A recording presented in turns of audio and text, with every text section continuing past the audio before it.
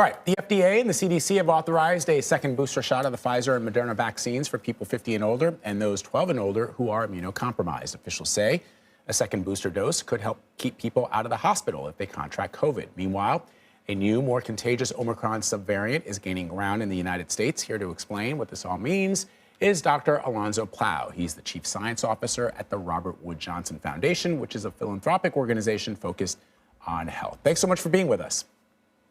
Good to be with you. So let's talk about the science and what it shows regarding individuals who might need a second booster shot. I mean, the question, and I was having this discussion with some friends of mine who are like me over 50, which is, do you really need a second booster shot if you are healthy and you don't have any pre-existing conditions, if it doesn't hurt, right? The question is, if there's no downside and even if the upside is incremental, should we get it?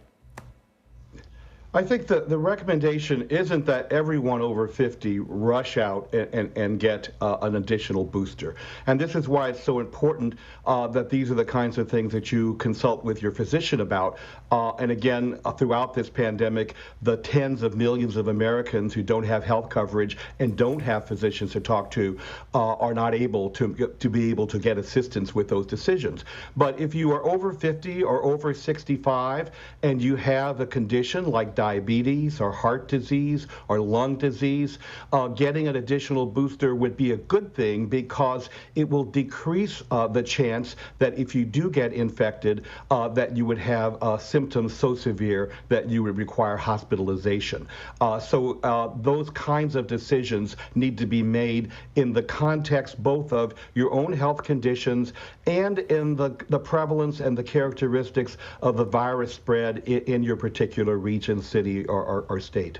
I think part of the challenge for a lot of people is sort of getting over this idea that the vaccine's a one and done, right? Right. Because now we're like, there's one booster and another booster. And less than 50% of the American population has received their first booster. Right. So now we're hearing that the FDA plans to convene external advisors next week to actually debate a long-term booster strategy for the general public.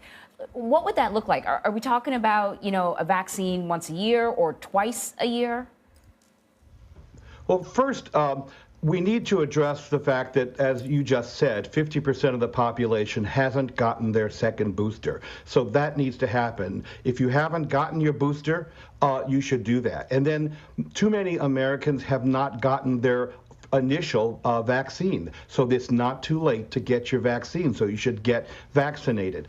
So those are the really important dynamics of this.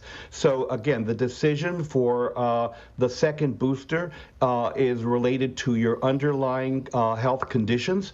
And again, in consultation with a physician, you should do that. Again, this pandemic, this virus, we've been learning, the science on it has been developing.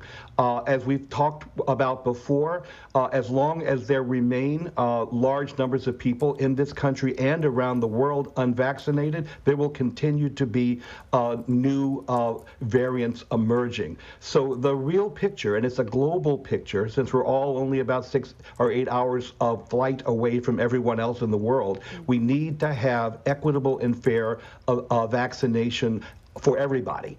That is the key to controlling this particular virus and reducing the number of variants that will occur. And again, if all you have to do is look at what's happening in Europe now or the very low vaccination rates in Africa to see that we have to solve this problem globally.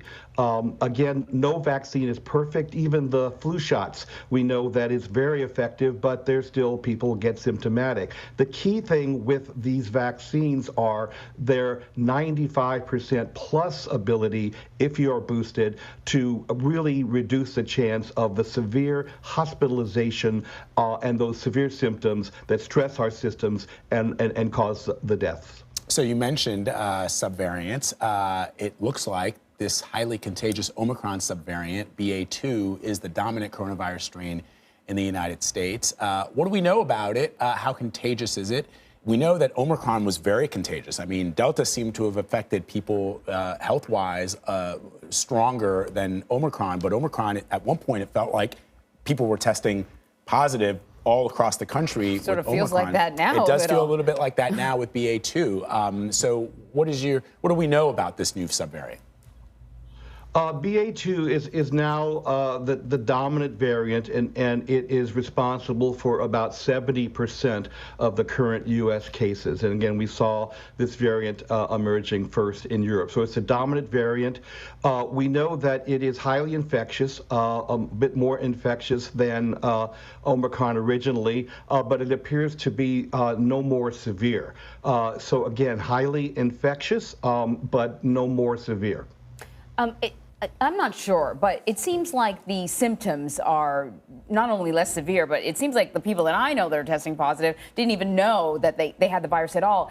I'm wondering if this is a particularly difficult variant to track because often people don't show any symptoms. Well, this is a difficult variant to track because of some of the genetic characteristics of the virus itself. So it has to be tracked in a little more complicated way in the population. But I think the issue around symptoms and being infected with COVID, it really speaks to what the vaccines do. The vaccines protect you against particularly serious complications.